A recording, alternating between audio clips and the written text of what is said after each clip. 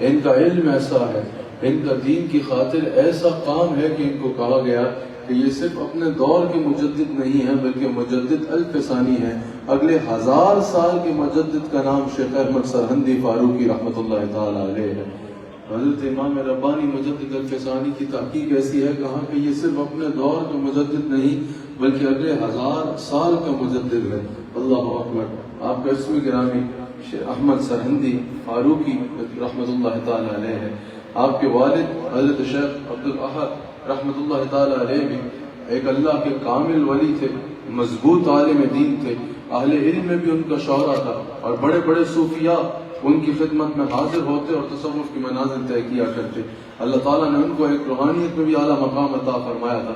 حضرت امام ربانی مجدد الفسانی شیخ احمد سرہندی فاروقی رحمۃ اللہ تعالی علیہ سلسلہ عالیہ نقشبندیہ سلسلہ عالیہ صدیقیہ کے ایک عظیم شیخ ہیں، ہمارے شیخ اکبر ہیں۔ حضرت امام ربانی رحمۃ اللہ تعالی علیہ نے اپنی ابتدائی تعلیم بھی اپنے والد گرامی سے حاصل کی، اور روحانی منازل بھی جو ہے وہ اپنے والد گرامی کے ساتھ طے کرتے چلے گئے۔ ابتدا میں اپنی تمام روحانی منازل اور روحانی فیض اپنے والد گرامی سے لیا۔ حضرت شیخ احمد سرہندی فاروقی رحمۃ اللہ علیہ کی مکتوبات شریف پڑھی جائیں تو یہ بات جا بجا نظر آتی ہے۔ جیسے میں نے کہا کہ آپ نے تعلیم بھی والد سے لینا آغاز کیا، اور پھر تعلیم تو آپ لیتے چلے گئے۔ علم دین حاصل کرنے کے لیے تو آپ نے مختلف جگہوں کا، مختلف ممالک کا اور شہروں کا سفر کیا۔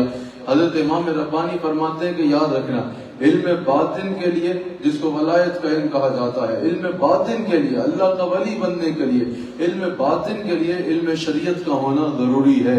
علم شریعت کے بغیر، علم شریعت حاصل کیے بغیر، شریعت کا علم حاصل کیے بغیر انسان علم باطن حاصل نہیں کر سکتا۔ جس کو شریعت کے بارے میں کچھ نہیں پتا وہ شریعت والے کے بارے میں کیسے جان سکتا ہے، اور وہ شریعت والے کے قریب کیسے ہو سکتا ہے۔ آپ نے فرمایا کہ اگر کوئی علم باطن حاصل کرنا چاہتا ہے، ولایت کی منزل پہ حاصل پہنچنا چاہتا ہے، تو علم شریعت حاصل کیے بغیر یہ ممکن نہیں ہے۔ علم شریعت حاصل کرنا اس کے لیے ضروری ہوگا۔ حضرت امام ربانی مجدد الفسانی کی ذات وہ ذات ہے کہ اگر آپ کی روحانیت دیکھی جائے، آپ کا سلسلہ طریقت دیکھا جائے تو آپ صدیقی ہیں۔ حضرت سیدنا صدیق اکبر سے آپ کا سلسلہ طریقت ملتا ہے۔ آپ کا نسب دیکھا جائے تو آپ فاروقی ہیں، سیدنا فاروق اعظم رضی اللہ تعالیٰ عنہ کی اولاد میں سے ہیں۔ اگر آپ کا علم دیکھا جائے تو آپ خود بیان فرماتے ہیں کہ مجھے علم کی خیرات دروازہ علی سے ملی ہے۔ حضرت مولا کائنات حضرت سیدنا علی رضی اللہ تعالیٰ عنہ کے دروازے سے علم کی خیرات ملی ہے۔ اس لیے ہم کہتے ہیں کہ جمال ذات صدیقی، جلال ذات فاروقی، کف عثماء ید حیدر مجدد الفسانی ہے۔ اور حضرت امام ربانی مجدد الفسانی ارشاد فرماتے ہیں کہ حضرت علی نے مجھ پر کرم فرمایا۔ میں حالت کشف میں نے دیکھا کہ مولا کائنات زوج بطول حضرت علی میرے پاس تشریف لائے، اور انہوں نے فرمایا کہ میں تمہیں علم افلاک سکھانے کے لیے آیا ہوں۔ اور آپ نے فرمایا کہ میں نے روحانی طور پہ علم افلاک جو سیکھا وہ سیدنا مولا علی رضی اللہ تعالیٰ عنہ سے سیکھا۔ اور آپ کا علم ظاہر بھی بے مثال، آپ کی مکتوبات شریف دیکھو، آپ کا دین کے بارے میں کام دیکھو، آپ کو دین احکام کے بارے میں جو آپ نے تحقیق فرمائی اس کو دیکھو۔ تمام مسالک کے علماء حضرت کے قول کو حجت سمجھتے ہیں، تمام مسالک کے علماء حضرت کی کتابوں سے اور مکتوبات شریف سے استفادہ کرتے ہیں، تمام مسالک کے علماء حضرت کے علمی خدمات سے تو واقف ہیں اور معترف ہیں ہی ہیں۔ آپ کے علم باطن کا یہ عالم کہ آپ نے فرمایا کہ میں نے ایک دفعہ حضرت سیدنا غوث اعظم رضی اللہ تعالیٰ عنہ کے بارے میں پڑھا کہ ان کی دعا سے اللہ تعالیٰ تقدیر مبرم میں تبدیلی کر دیتا ہے۔ آپ کا علم باطن سنو، اللہ نے آپ کو کیا علم عطا فرمایا۔ آپ نے فرمایا کہ میں شک میں مبتلا، شک سے مراد سوال میں مبتلا ہوا، شک سے مراد یہ تھا کہ سوال میں مبتلا ہوا، میرے ذہن میں سوال آیا اور کنفیوز ہوا کہ یہ تقدیر مبرم تو اللہ تعالیٰ کی طرف سے ایک ایسی مضبوط اٹل فیصلہ ہے کہ جس میں تبدیلی ہو ہی نہیں سکتی۔ تو حضرت غوث اعظم کا فرمانا کہ میری دعا سے تقدیر مبرم میں بھی تو اللہ تعالیٰ تبدیلی فرما دیتا ہے۔ فرمایا کہ میں کافی عرصہ سوچتا رہا، پھر اللہ نے مجھے ایک ایسا مقام عطا فرمایا کہ اللہ تعالیٰ نے مجھ پر تقدیر مبرم کی حقیقت کو ظاہر فرمایا، اور پھر میں نے جانا کہ تقدیر مبرم بھی دو قسم کی ہوتی ہے۔ ایک تقدیر مبرم حقیقی جس کو جو اللہ تعالیٰ کا ایسا اٹل فیصلہ ہے کہ جس میں تبدیلی ممکن ہی نہیں ہے، اور یہ اللہ کا ہی فیصلہ ہے کہ اس میں تبدیلی نہیں ہوگی. اور ایک تقدیر مبرم غیر حقیقی وہ ہے کہ جس کو اللہ تعالیٰ لوح محفوظ پہ لکھ دیتا ہے اور فرشتے بھی اس کو پڑھ سکتے ہیں. کہا یہ وہ دعا ہے, یہ وہ تقدیر ہے کہ اگر اللہ کا کر کوئی برگزیدہ بندہ قسم کھا لے, اللہ کی بارگاہ میں ہاتھ پھیلا دے, اللہ کی بارگاہ میں ہاتھ پھیلا کے گزارش کرے, تو اللہ تعالیٰ اپنے اس مقبول بندے کے کہنے پر اس لکھی ہوئی تقدیر میں اپنے قلم سے تبدیلی فرما دیتا ہے. حضرت امام ربانی فرماتے ہیں اب اللہ تعالیٰ نے مجھے بھی یہ مقام عطا فرمایا ہے کہ میری دعا سے بھی اللہ تعالیٰ اس میں تبدیلی فرما دیا کرتا ہے. اگر میں عرض کروں, جیسے ہمیں نظر آیا کہ حضرت سیدنا مجدد الفسانی کے بچے ہیں, ایک استاد پڑھانے آ رہا ہے, آپ فرماتے ہیں کہ اس سے مت پڑھا کرو, اس استاد سے آج کے بعد نہ پڑھنا. کہا حضور کیا وجہ ہے؟ کہا میں نے دیکھا کہ اس کے ماتھے میں بدبخت لکھا ہوا ہے, یعنی یہ بدبختوں میں شامل ہے. آپ نے فرمایا اس سے اندھا نہ پڑھنا. اب بچے بھی امام ربانی کے تھے. کہا حضور اگر یہاں آنے کے باوجود بھی بدبخت رہے تو پھر یہاں آنے کا کیا فائدہ؟ امام ربانی نے فرمایا ٹھہرو, آنکھیں بند کی کھولی, کہا میں نے دیکھا ہے یہ ان کاغذوں میں بھی بدبخت لکھا ہوا ہے, اس سے پڑھنا چھوڑ دو. کہا حضور آپ اللہ کے ولی ہیں, آپ کے دروازے پہ آنے کا کیا فائدہ کہ اگر یہاں آنے کے بعد بھی بدبخت رہنا ہے. حضرت امام ربانی ایک جذب کی کیفیت میں جاتے ہیں, آنکھیں کھولتے ہیں, فرمایا کہ بچوں تمہاری خاطر میں نے اللہ کا حضور فریاد کی, دعا کی, میری دعا سے اس کا نام ان کاغذوں میں بھی خوشبختوں میں لکھ دیا گیا ہے اور اس کے مادے سے بھی بدبختی ہٹا دی گئی ہے. اللہ اکبر. یہ مقام ہے سیدنا مجدد الفسانی کا, آپ کے شیخ حضرت باقی باللہ رحمت اللہ تعالی علیہ. اللہ اکبر. اہل تصوف کی دنیا میں بھی یہ کیا مہتاب ہے جس کو حضرت باقی باللہ کہا جاتا ہے. حضرت سیدنا باقی باللہ رحمت اللہ علیہ ارشاد فرماتے ہیں کہ میں سمرقند گیا, میں بخارا گیا, مختلف مقامات پہ گیا اور علم کے اور روحانیت کے موتی جو ہے وہ چنتا رہا, بیج چنتا رہا. جب میں سرہند آیا تو میں نے سب سرہند میں کاشت کر دیے, یعنی جتنے روحانیت کے بیج میں نے چنے تھے اور سب احمد سرہندی کے سینے میں کاشت کر چکا ہوں. اللہ اکبر. حضرت امام ربانی حضرت مجدد الفسانی کے لیے آپ کی کتب سیرت میں لکھا اور مستند طریقے سے اہل تصوف میں بیان کیا جاتا ہے کہ حضرت سیدنا غوث اعظم رضی اللہ تعالیٰ عنہ نے اپنی اولاد میں ایک جبہ عطا فرمایا تھا کہ اس جبے کے مستحق تک یہ جبہ پہنچے گا. نسل در نسل امانتاً وہ جبہ چلتا آیا اور وہ جبہ جن کا مقدہ ٹھہرا وہ حضرت امام ربانی مجدد الفسانی رضی اللہ تعالیٰ عنہ کی ذات اقدس ہے. حضرت غوث اعظم کی اولاد میں سے حضرت شیخ کمال الدین رحمہ اللہ کے ذریعے حضرت مجدد الفسانی کو وہ جبہ نصیب ہوتا ہے. اور آپ نے فرمایا یہ نسل در نسل امانت میں جبہ چلا آ رہا تھا, یہ اس شخصیت کے لیے چلا آ رہا تھا. حضرت امام ربانی فرماتے ہیں میں نے ایک جذب کی کیفیت میں دیکھا, ایک تخت پہ بیٹھا ہوں اور میں نے کشف میں دیکھا کہ آقا علیہ السلام جلوہ گر ہوتے ہیں اور مجھے دستار عطا فرماتے ہیں. اب دیکھو نا, جس ذات کی دستار مل رہی ہے تو حضور علیہ السلام سے مل رہی ہے, سلسلہ طریقت مل رہا ہے تو سیدنا صدیق اکبر سے مل رہا ہے, سلسلہ نسب مل رہا ہے تو سیدنا فاروق اعظم سے مل رہا ہے, علم مل رہا ہے تو مولا علی کے دروازے سے مل رہا ہے, حضرت سیدنا غوث اعظم کا جبہ نصیب ہو رہا ہے. بتاؤ اس دستار کو جھکانے کی اور کم کرنے کی, ان کے شملے کو نیچا کرنے کی کتنی کوششیں کی گئی وہ کسی سے چھپی نہیں ہے, لیکن یہ شملہ اونچا تھا اور انشاءاللہ تا صبح قیامت اونچا رہے گا, کیونکہ یہ نسبتیں اتنی نسبتوں کا مجموعہ ہے جس کا کوئی تصور بھی نہیں کر سکتا.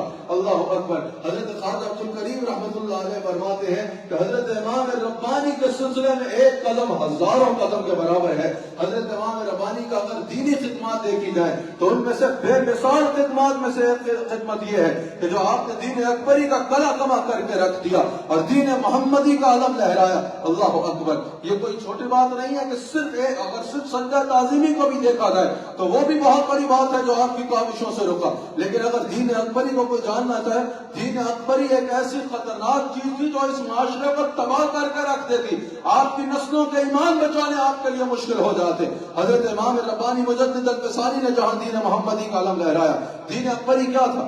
جب اکبر بادشاہ کا تخت کا جو ہے وہ گھنٹے بج رہے تھے, ہر طرف اس کی حکومت کا شورا تھا, جو ادھر علماء سود انہوں نے اس کو کہا کہ بات یہ ہے کہ دین محمدی کو 1000 سال پورا ہو گیا ہے اور دین اسلام کی مدت اتنی ہی تھی, اب تمہاری بادشاہت ہے پورے ہندوستان میں, تمہاری بات کے آگے کسی کی جرت ہے کہ بات کرے, تم ایک دین اکبری ترتیب دو جو تمہارا دین ہو, اور لوگ پھر تمہارا 1000 سال کے لیے اس کو ترتیب دیتے ہیں تاکہ اس کو اس طرح کر کے بناتے ہیں کہ پھر جو کلمہ پڑھے تمہارا دین ہو, تمہارے دین کا راج ہو، دین اکبری کا راج ہو ہر طرف۔ اکبر کو یہ بات پسند آ گئی، کہا ہے انہوں نے کہا کہ مسلمانوں کو ختم کرنے کے لیے مسلمانوں کو چھوڑ دیتے ہیں، دین اسلام سے نرف کر لو اور دین اکبری تیار کرو۔ دین اکبری میں یہ کریں گے کہ تمام مذاہب سے اپنی من پسند باتیں اٹھا لیں گے، تمام مذاہب سے جو اپنے کام کی باتیں ہیں، اپنی من پسند باتیں ہیں، ان کو اٹھاتے ہیں اور ایک دین ترتیب دیتے ہیں جس کو دین اکبری کا نام دیا۔ اللہ اکبر! اس وقت ہندوستان میں دین اسلام دار طرف، اور یہ سازش کی جا رہی تھی کہ دین اکبری کو اس انداز میں لاتے ہیں کہ تمام مذاہب کی من پسند باتوں کو اٹھا کے پھر ریاست اس کو انفورس کرے گی، ریاست جبرن اس دین کی طرف لے کے آئے گی۔ سب سے پہلے اس میں کیا تھا؟ کہا کہ سب سے پہلے اس میں یہ ہے کہ توحید باری تعالیٰ کے بجائے شرک استقبال کیجئے۔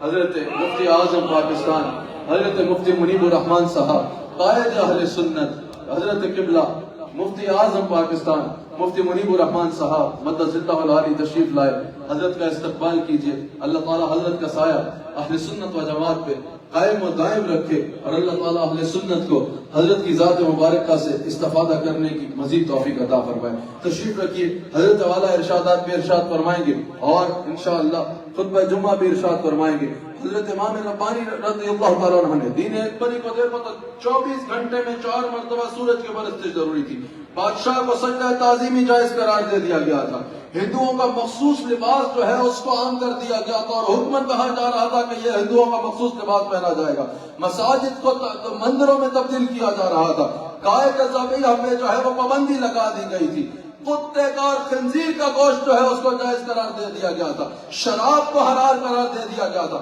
یعنی اگر اس کی تفصیل کی طرف جایا جائے وقت نہیں ہے تو شریعت محمدی کے خلاف فیصلے ہو رہے تھے، دین اسلام کے جتنے قوانین تھے ان کے خلاف قانون کو جبرن نافذ کیا جا رہا تھا، دین اکبری کا شورا ہو رہا تھا۔ حضرت امام ربانی مجدد الفسانی کو جب فتویٰ لینے کے لیے دین اکبری کا جب علماء سو کو تیار کر رہا تھا اور اس کو جب اپنے لوگ تھے ان کے ذریعے فتوے دے رہا تھا، امام ربانی جب مخالفت فرمائی، امام ربانی کو پیغام دیا کہ آؤ فتویٰ دو دین اکبری کے حق میں، ہمارے حق میں فتویٰ دو اور ہمارے حق میں آواز اٹھو۔ امام ربانی رضی اللہ تعالیٰ عنہ وہاں جاتے ہیں، سب سے پہلے سجدہ تعظیم کا وہ حکم دیتا تھا، امام ربانی سجدہ تعظیم کے خلاف تھے، انہوں نے دروازے محل کے چھوٹے دروازے سے بلایا کہ ایسے دروازے سے بلاؤ کہ اگر احمد سرہندی آئے تو دروازہ چھوٹا ہو، کم سے کم اس بہانے تو اس کا سر جھکے گا۔ اب ان کو پتا نہیں تھا کہ سیدنا صدیق اکبر کے سلسلے کا غلام آ رہا ہے۔ حضرت امام ربانی نے اپنی ٹانگیں پہلے داخل فرمائی، سر بعد میں داخل فرمایا، کہا یہ سر کسی بہانے سے بھی اللہ کے سوا کسی کے آگے نہیں جھکے گا۔ جب بادشاہ کے دربار میں گئے، بادشاہ آیا، سب سجدے میں گر گئے، امام ربانی نے فرمایا دربار میں السلام علیکم ورحمۃ اللہ۔ بادشاہ نے کہا تمہیں پتہ نہیں ہے کہ میرے دربار کا قانون ہے کہ مجھے سجدہ کیا جائے؟ کہا تیرے قانون کی اللہ کے قانون کے آگے کوئی حیثیت نہیں ہے، احمد سرہندی کا سر جھکے گا تو اللہ کے آگے جھکے گا، اللہ کے سوا یہ سر کسی کے آگے جھکے گا نہیں۔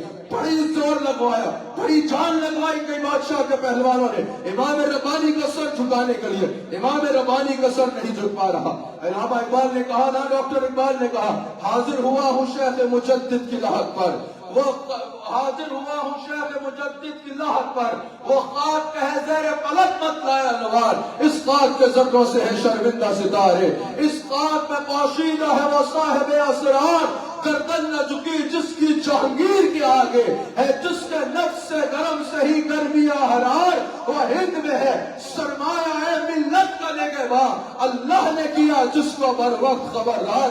امام ربانی کو جیل میں ڈال دیا گیا، قید خانے میں ڈال دیا گیا۔ حضرت امام ربانی نے جو کام باہر شروع کیا تھا وہ قید خانے میں شروع کر دیا، قید خانے کو سارے کا سارا مسلمان کرنا شروع کر دیا۔ جہانگیر تخت نشین ہوا اکبر کے بعد، اس نے بھی اپنے باپ کی رسموں کو اپنایا، لیکن جہانگیر کو خواب میں آقا علیہ السلام کی زیارت ہوتی ہے، آقا علیہ السلام کی طرف سے اس کو حکم ہوتا ہے اور پھر اس کو اللہ تعالیٰ نے یہ توفیق عطا فرمائی، اس کو اندازہ ہوا کہ میرے والد نے جو کیا غلط ہے، امام ربانی کی بارگاہ میں حاضر ہوا، امام ربانی کی رہائی کا فیصلہ فرمایا، امام ربانی نے فرمایا اس طرح رہا نہیں ہونا، ان شرائط پر رہا ہوئے اور یہ ساری شرائط جہانگیر نے تسلیم کی۔ آپ نے فرمایا سجدہ تعظیم کو بھی ختم کیا جائے۔ لوگ کہتے ہیں مزاروں پہ شرک ہوتا ہے، یہ ہمارے اکابر ہیں جنہوں نے بتایا اللہ کے سوا کسی کو بھی سجدہ عبادت جو ہے وہ شرک ہے اور سجدہ تعظیم حرام ہے۔ امام ربانی نے سجدہ تعظیمی کو رکوایا، امام ربانی نے گائے کے گوشت جو ہے وہ ذبح کرنے کو کی اجازت دلوائی، امام ربانی نے اور گوشت کو سرے بازار تسلیم کرنے پر حکم فرمایا اور بادشاہ نے اس کو تسلیم کیا. بادشاہ کے محل کے دروازے پہ غائب کو ذبح کیا جائے اور بادشاہ گوشت تناول کرے. اس پر امام ربانی نے کہا بادشاہ نے اس کو بھی تسلیم کیا. پورے ملک میں جن مساجد کو شہید کیا گیا ان کو دوبارہ تعمیر کیا جائے. پھر امام ربانی نے فرمایا محل میں ایک مسجد بنائی جائے اور محل میں مسجد بنائی گئی. امام ربانی نے امامت کرائی, بادشاہ نے اور وزراء نے پیچھے نماز کی. آپ نے فرمایا کفر و شرک کی جتنی رسموں کو یہاں پر جو ہے وہ رائج کیا گیا ان کو ختم کیا جائے. آپ نے شرعی اعتبار سے اس کی رہنمائی فرمائی. آپ نے فرمایا عدالت شرعی عدالت کا قیام کیا جائے اور اس میں علماء حق کو قاضی مقرر کیا جائے. آپ نے فرمایا تمام خلاف شرع رسومات ہیں ان کو ختم کیا جائے, تمام بدعات اور جاہلانہ رسموں کو ختم کیا جائے. جہانگیر نے آپ کی یہ ساری باتیں قبول کی, توبہ کی, آپ کے ہاتھ پر بیعت کی. یاد رکھیے گا یہ اللہ کے ولی جو ہیں, اگر کوئی پوچھنا چاہتا ہے نا ولیاء نے کیا کیا, تو جب بھی حق کا علم لہرایا ان اللہ کے ولیوں نے لہرایا. شرک نہیں کیا بلکہ مشرکوں کو اللہ کی عبادت کا پتہ دیا تو ان اولیاء اللہ نے دیا.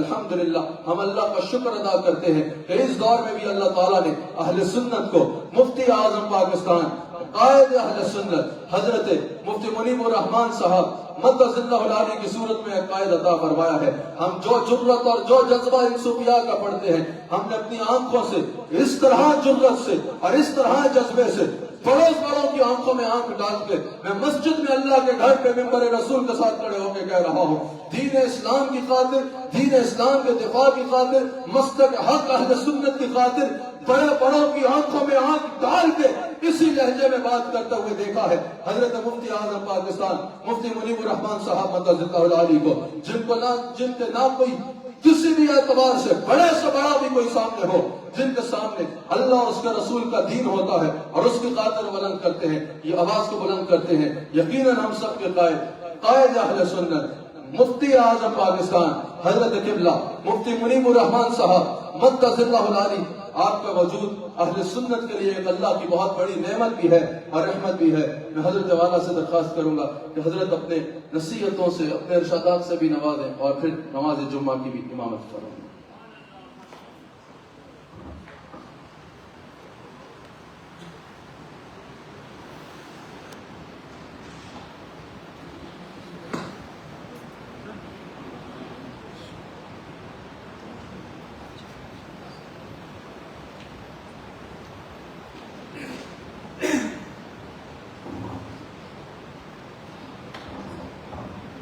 بسم اللہ الرحمن الرحیم حامدا للہ عز وجل سبحانہ وتعالی ومصلیا ومسلما علی رسول اللہ وعلی آلہ الکرام وصحبہ العظام اجمعین.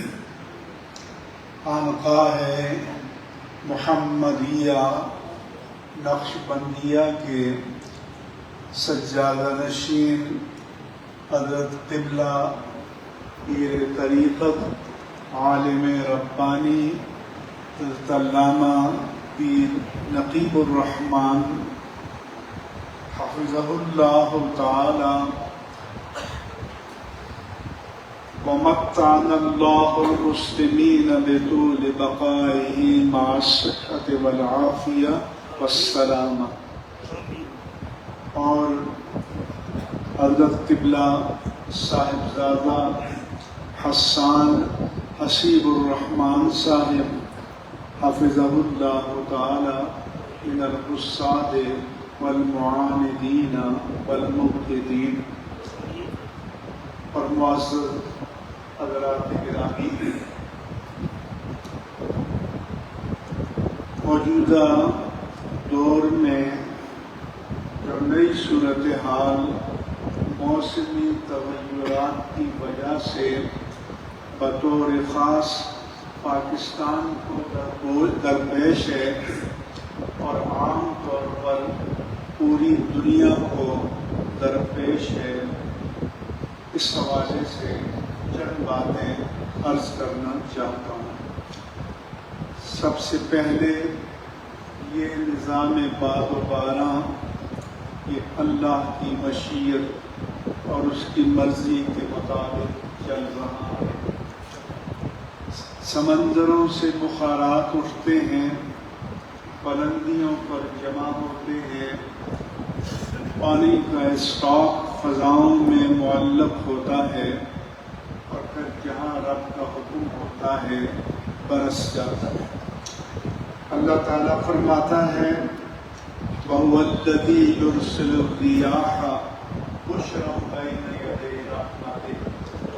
اللہ وہ ہے جو اپنی باران رحمت نازل کرنے سے پہلے ٹھنڈی ہوائیں بشارت دینے کے لیے بھیجتا ہے۔ حَتَّى إِذَا أَقَلَّتْ سَحَابًا ثِقَالًا سُقْنَاهُ لِبَلَدٍ مَّيِّتٍ، یہاں تک کہ جب یہ ہوائیں بھاری بادلوں کو اپنے کندھوں پر اٹھا لیتی ہیں تو پھر ہم حکم دیتے ہیں ان بادلوں کو کسی سرزمین کو سیراب کرنے کے لیے چلا دیا جاتا ہے۔ ہم اگر اپنے انتظام سے ایک گلاس میں جتنا پانی ہے وہ فضاؤں میں معلق کرنا چاہیں تو نہیں کر سکتے، اور پانی گر کر زمین پر آ جائے گا۔ تو خالق وہ ہے، مالک وہ ہے، مربی وہ ہے جو ملینز اور بلینز آف ٹن پانی فضاؤں میں معلق کرتا ہے، اور نیچے کوئی سہارا، نیچے کوئی ٹینک، نیچے کوئی چیز نہیں۔ اللہ تعالیٰ فرماتا ہے کہ جب یہ بارش برستی ہے وَالْبَلَدُ الطَّيِّبُ يَخْرُجُ نَبَاتَهُ، جو زرخیز زمین ہے اس کا سبزہ گنا اگتا ہے، اور جو زمین ناکارہ ہے اس میں بہت کم فصل پیدا ہوتی ہے۔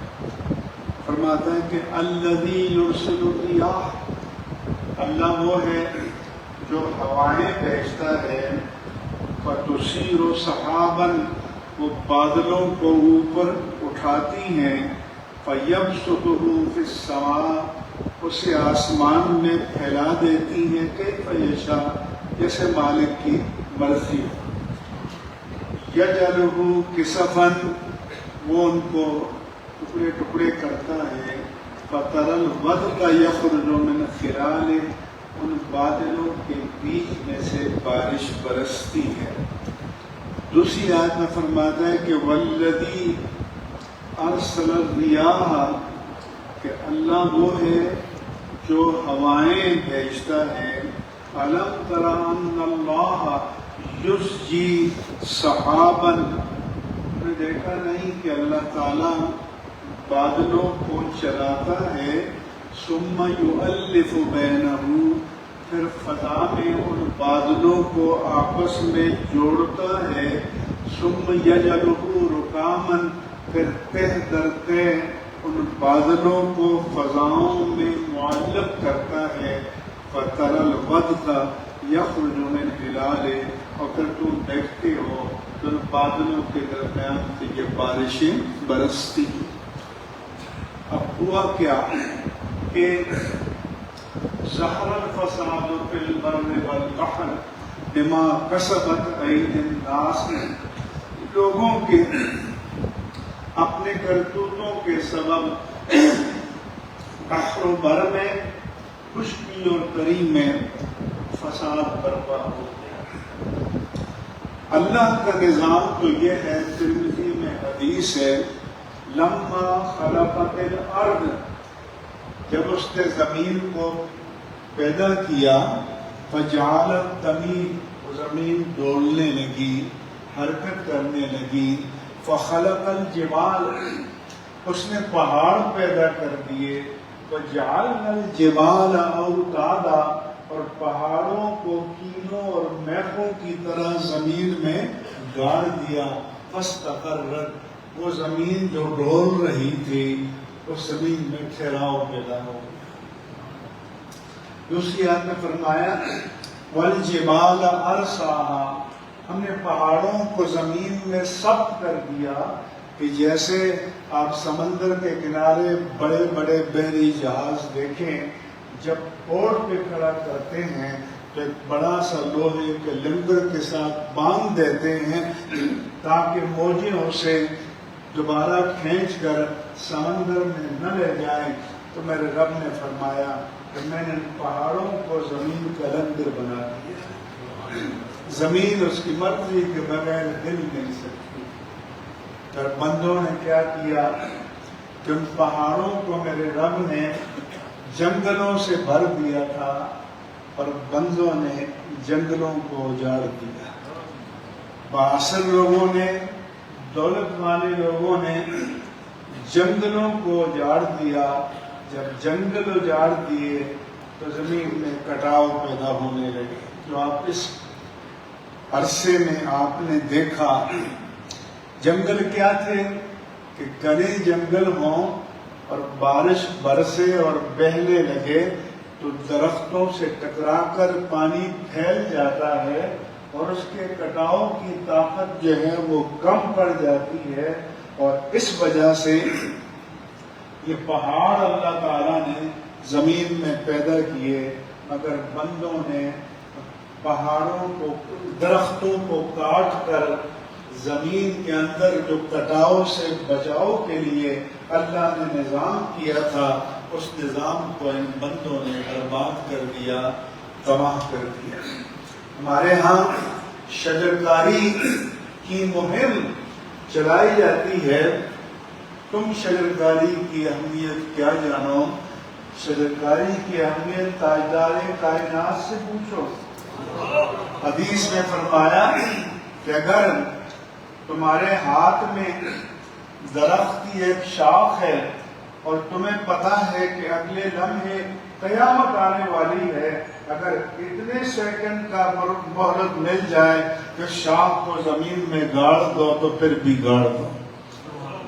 یہ اہمیت ہے جو تاجدار کائنات نے اس زمین اور اس ماحول کی بقا کے لیے عطا فرمائی۔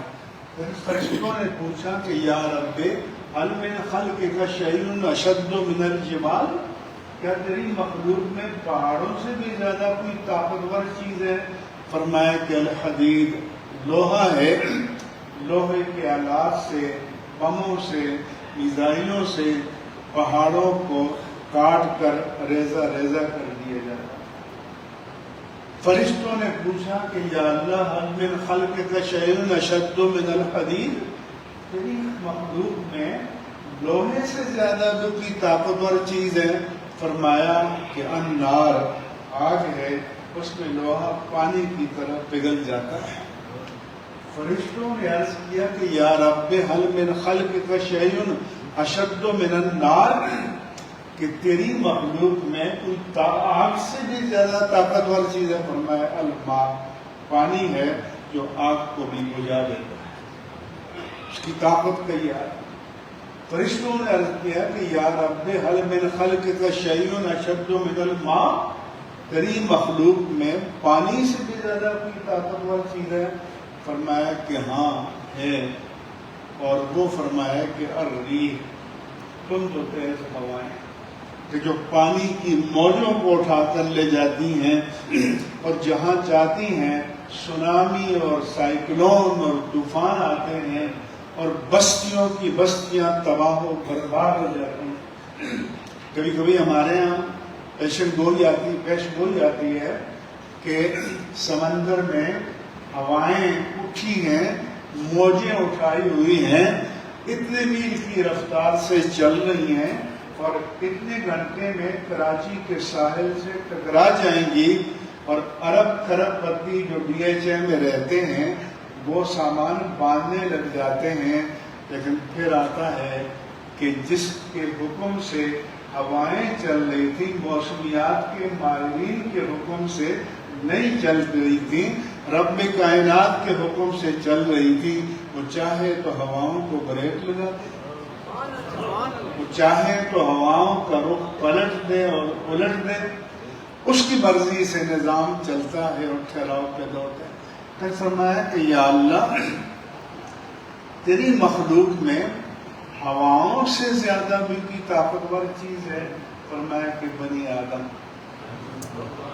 میں نے سب سے بڑا شاہکار اس حضرت انسان کو پیدا کیا ہے، قد چھوٹا ہے، قامت چھوٹی ہے، اس سر میں جو دماغ ہے اس میں میں نے یہ قوت عطا فرمائی کہ فضاؤں میں بھی پرواز کرتا ہے، سمندروں کی گہرائیوں اور پہنائیوں میں بھی غوطے لگاتا ہے، اور اس پوری کائنات اس کے آگے مسخر کر دی۔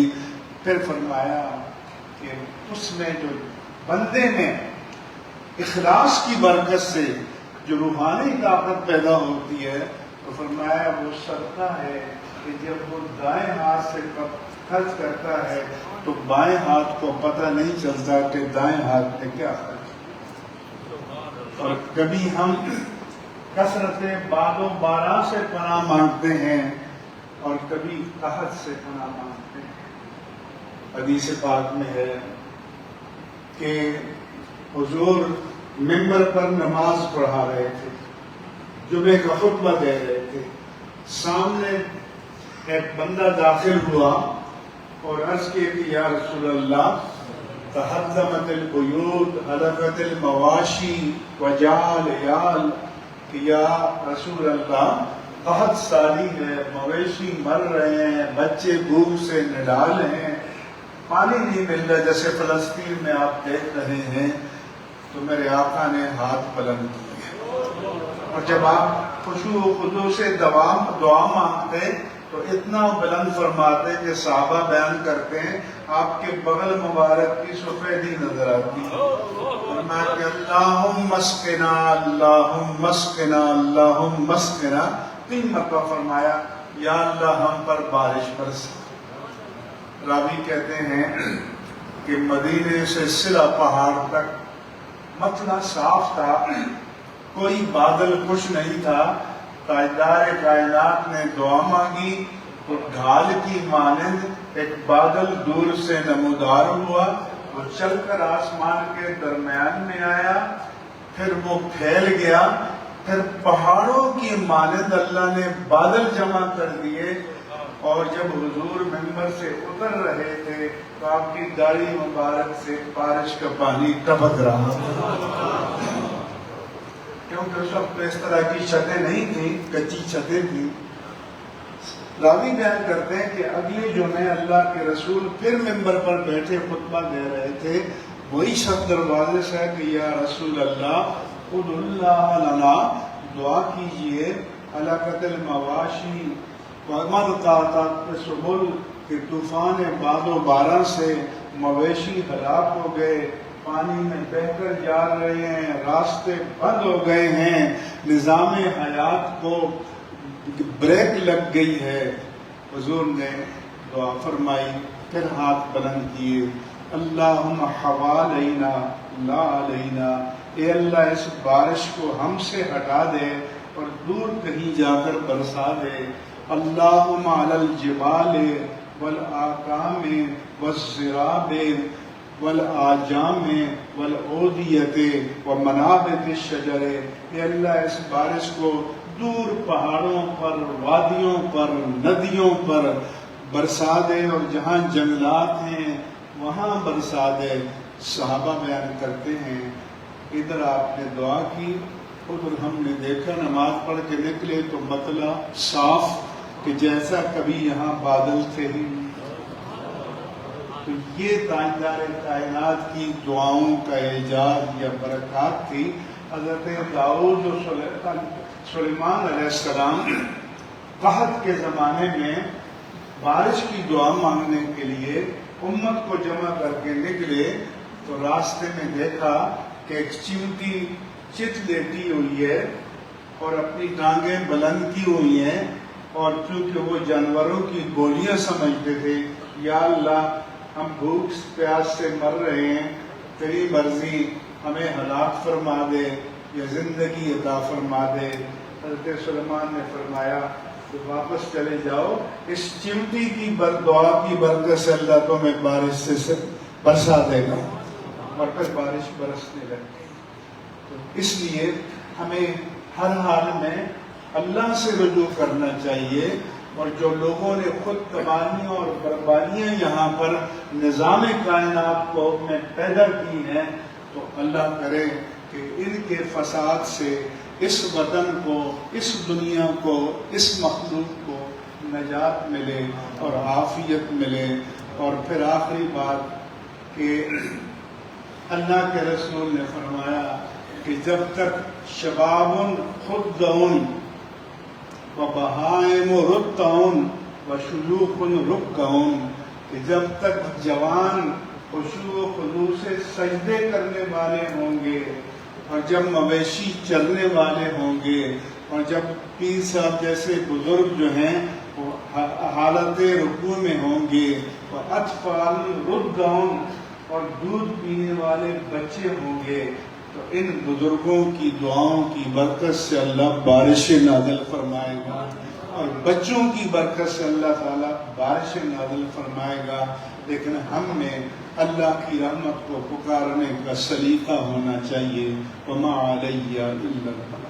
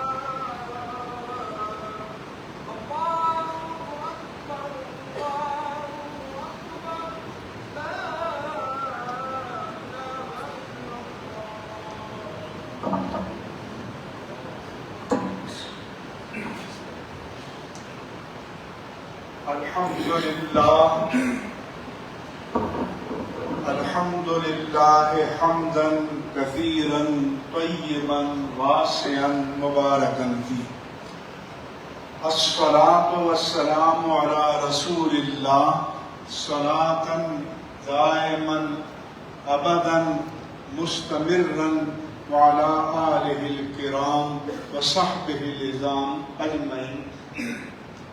أما بعد، قال الله عز وجل في كلامه المجيد: قالوا إنا تطيرنا بكم لئن لم تنتهوا لنرجمنكم وليمسنكم منا عذاب أليم۔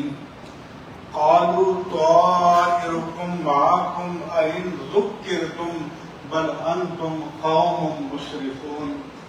وقال النبي صلى الله تعالى عليه وسلم في أحاديث متفرقة متعددة: لا عدوى ولا سفر ولا غول ولا هامة ولا نوبة، وخيرها الكلمة الصالحة يسمعها أحد۔ أيها المؤمنون، زينوا قلوبكم بحب النبي الكريم، فإن الحب والإيمان كله، ألا لا إيمان لمن لا محبة له۔ رزقنا الله تعالى وإياكم حب حبيبه النبي الكريم، واستعملنا وإياكم على سنته، وحيانا وإياكم على ملته، وأدخلنا وإياكم في جنته بمنه ورحمته وكرمه، إنه هو الرؤوف الرحيم۔ بارك الله لنا ولكم في القرآن العظيم، ونفعنا وإياكم بالآيات والذكر الحكيم، إنه تعالى ملك كريم جواد بر الرؤوف الرحيم۔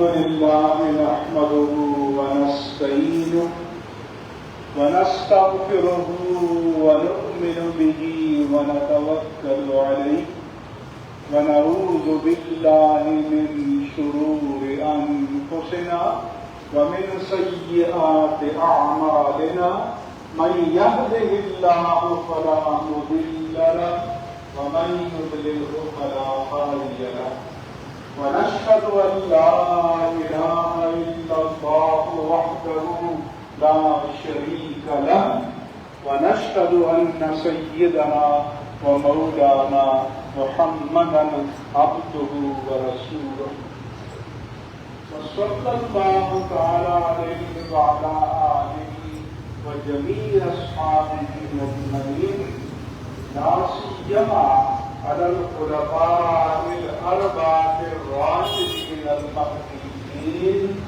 وعلى سائر العشرة المبشرة بالجنة وعلى عمده الشريفين وعلى الإمامين السيدين الشريفين وعلى أمهما وعلى جميع فرق الأنصار والمهاجرة رضوان الله تعالى علينا وعليهم أجمعين.